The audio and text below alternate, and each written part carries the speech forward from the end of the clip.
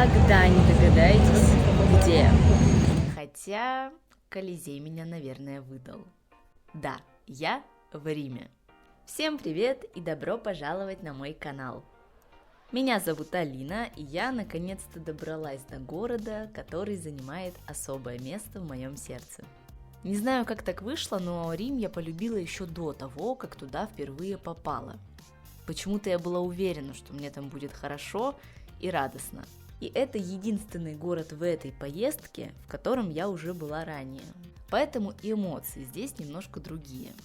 А ощущение, как будто я уже вовсе не турист никакой, а самая настоящая римлянка.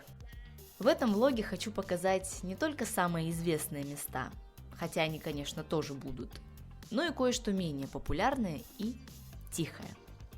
А еще это хорошая возможность учить русский язык, слушая живую русскую речь. Так что усаживайтесь поудобнее и давайте исследовать этот город вместе.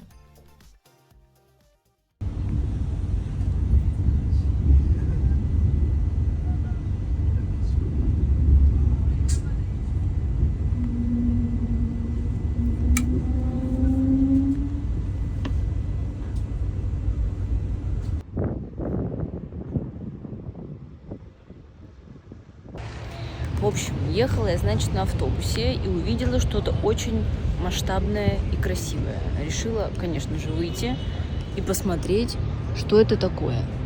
Оказывается, что я выяснила? Оказывается, что это церковь, которая по рангу выше всех в католицизме, даже выше собора Святого Петра в Ватикане. И, кажется, вот здесь на латыни написано, ну, вроде бы это та надпись.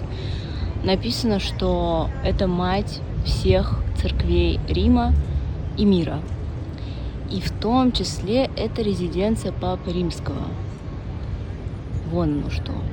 А возможно, не только вот здесь, где я показала, а вся вот эта строка означает, что это церковь, что это мать всех церквей Рима и мира.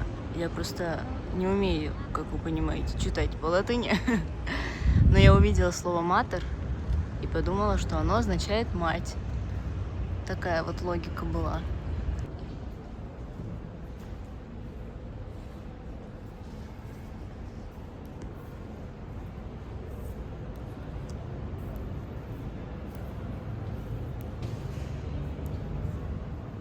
Ну вот это величие, конечно. Просто посмотрите, какие маленькие люди и какая огромная церковь.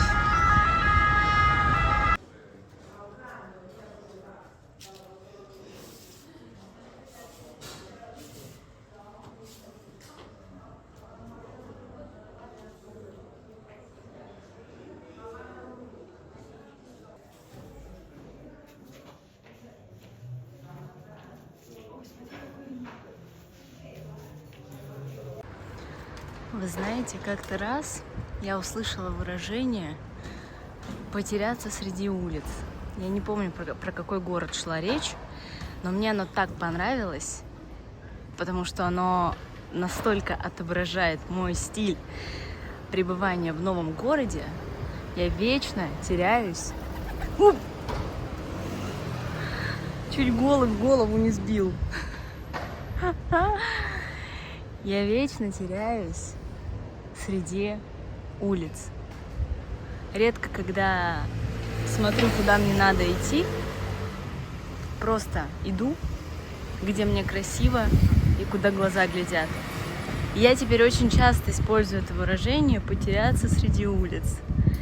И в каждом новом городе теряюсь среди улиц.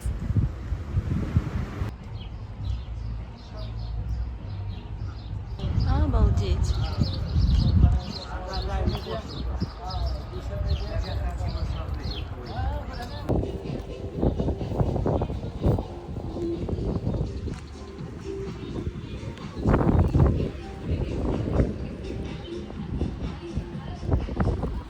Сейчас произошла ситуация нонсенс. Я взяла кофе в баре, и меня оттуда выгнали. Меня просто бармен спросил: вы чего-то ждете? Я говорю: а что, здесь нельзя пить кофе? Он говорит, ну нет, вот у меня здесь очень много вещей, все заставлено. Я в шоке, мягко говоря. А со мной такого ни разу не случалось. Ну, я, в принципе, не думаю, что это какая-то всеобщая история, потому что нельзя пить кофе, который я купила за стойкой. Но потом я поднялась на горку, откуда открывается потрясающий вид на Колизей, и вся моя злость сразу же прошла.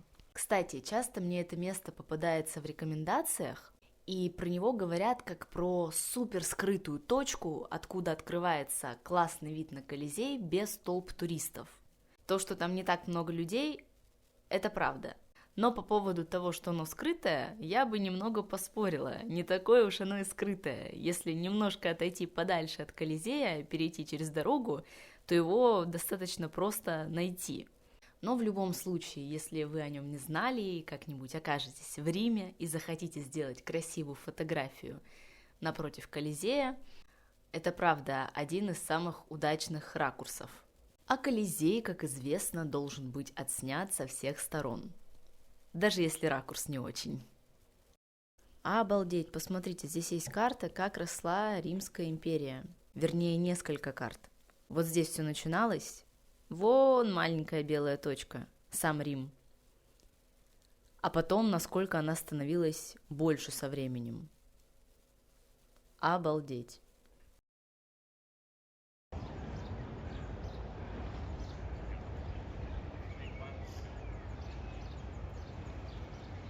В Риме, конечно, хочется снимать каждый уголок.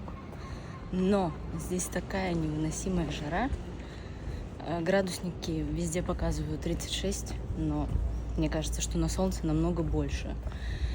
Что как только я достаю телефон, он нагревается просто до каких-то немыслимых температур, и его становится невозможно держать в руках. Поэтому, к сожалению, мне мало удается чего снимать. Ну и, конечно, я стараюсь наслаждаться как могу, потому что у меня не так много времени, чтобы здесь провести. Но вы знаете, как жара меня раздражает, мягко говоря.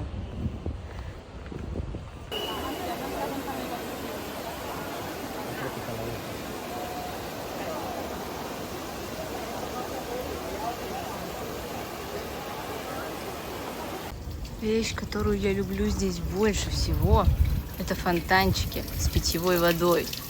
Они повсюду, и вода здесь холодная. А еще сегодня случились какие-то неполадки в метро, и оно перестало работать. Именно в тот момент, когда я туда пришла, чтобы поехать в место, которое я запланировала на сегодня. Потом я попыталась поехать на автобусе, но автобусы были, во-первых, слишком переполнены, во-вторых, я видела, как там люди машут веерами, и представила, что я там просто умру. И поэтому на автобусе я тоже не поехала. И был еще один трамвай, который ходит от того места, где я живу, но именно сегодня он тоже не работает. Поэтому мне пришлось идти пешком. Это было, конечно, непросто по жаре, но уже 4 часа вечера, это вечер или обед. И становится немножко легче, немножко уже можно дышать. Плюс я набрала себе холодной воды. Незадолго до моей поездки я наткнулась на рекомендацию о том, что посмотреть в Риме. И меня привлекло вот это неприметное местечко, в которое я решила сходить. С виду обычная дверь. Я бы, наверное, никогда не подумала, что туда можно зайти и найти там что-то любопытное. Там можно было походить по коридорам, что-то порассматривать, но не коридоры меня интересовали. Для того, чтобы добраться до конечной точки, нужно было пройти довольно-таки длинный маршрут по этим коридорам. И вот я шла, и наконец-то добралась. Передо мной оказалась открытая дверь, в которую я вошла и увидела это. Вы только посмотрите, какая роспись. Наверное, настолько объемных рисунков я еще не видела. Кажется, что вот эта стена находится далеко. В общем-то, как и вся эта комната, кажется побольше, чем она есть на самом деле. Но все это обман зрения, потому что вся эта комната разрисована. И это очень красиво, я не хотела оттуда уходить.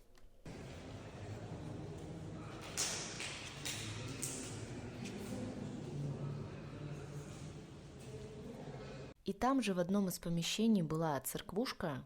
Как я поняла, она действующая, но на тот момент там никого не было.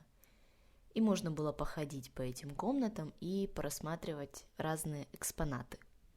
И еще там была абсолютнейшая тишина, потому что там почти никого не было, а те, кто был, старались не шуметь.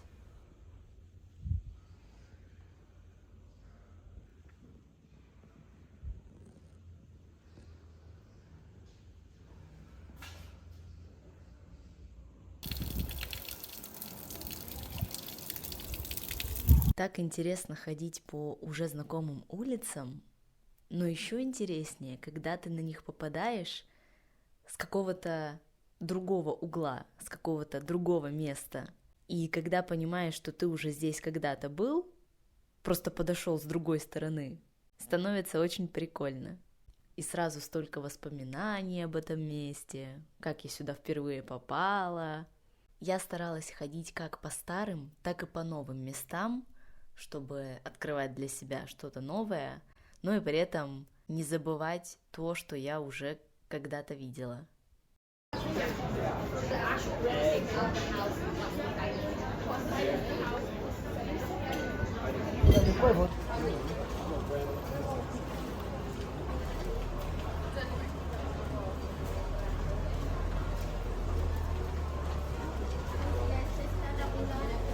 Слушайте, я не знаю, как так происходит, в хорошем смысле, конечно, но практически везде, куда бы я ни подходила в людное место, когда я подхожу, очереди практически нет.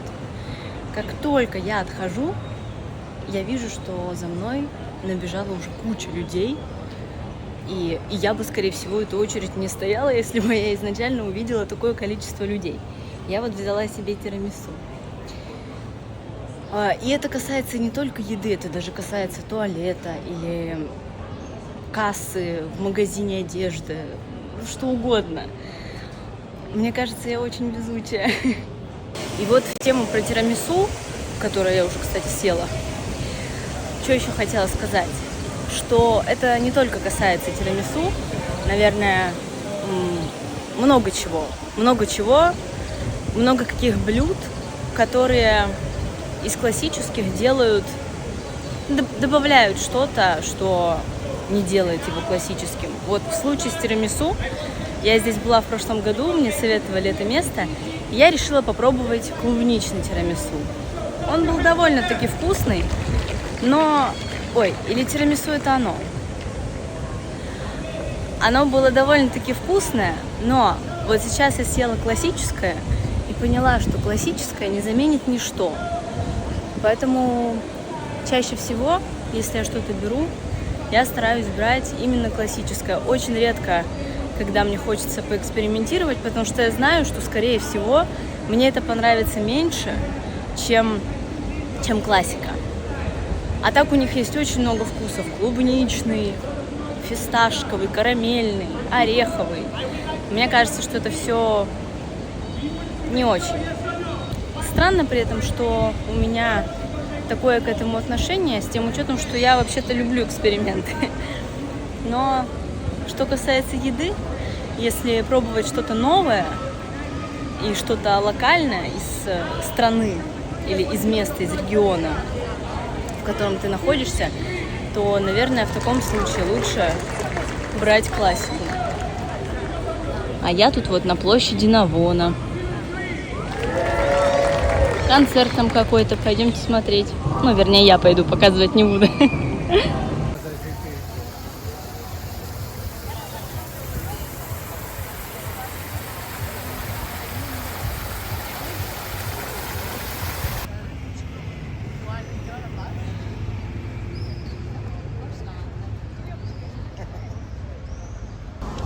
На вот этой площади Торре Аргентина есть очень...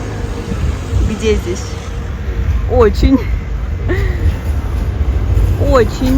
много котов. Ага, вот еще один.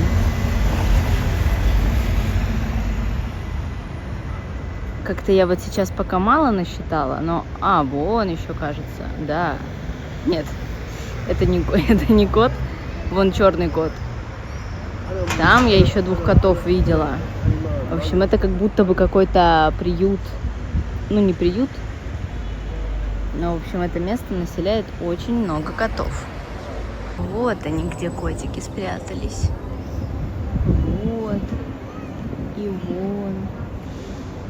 И вот.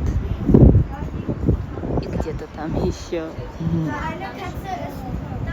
Просто какой-то кошачий рай. Конечно, ночью, ребята, совсем другое дело. Ночью прям хочется жить. Ну, ночь, это для меня 21:45. Я уже возвращаюсь домой. Но я бы сейчас с удовольствием еще погуляла. Но, увы, я боюсь темноты. Ну вот, не то чтобы сейчас прям стало прохладно. На улице по-прежнему еще градусов 30, может быть, немножко меньше. Но все равно ночью чувствуется какой-то слегка прохладный ветерочек. И становится как-то очень приятно. Эх, жаль, что мне не погулять больше. И на этом у меня сегодня все. Это была первая часть моей поездки в Рим. Я решила не делать очень большое видео, потому что, несмотря на то, что телефон у меня перегревался, я сняла очень много красивого. Поэтому на этом мое пребывание в Риме не заканчивается. Надеюсь, вам понравилось это видео. Ставьте лайк, если да. А я вас благодарю за просмотр и прощаюсь до следующего видео. Пока-пока!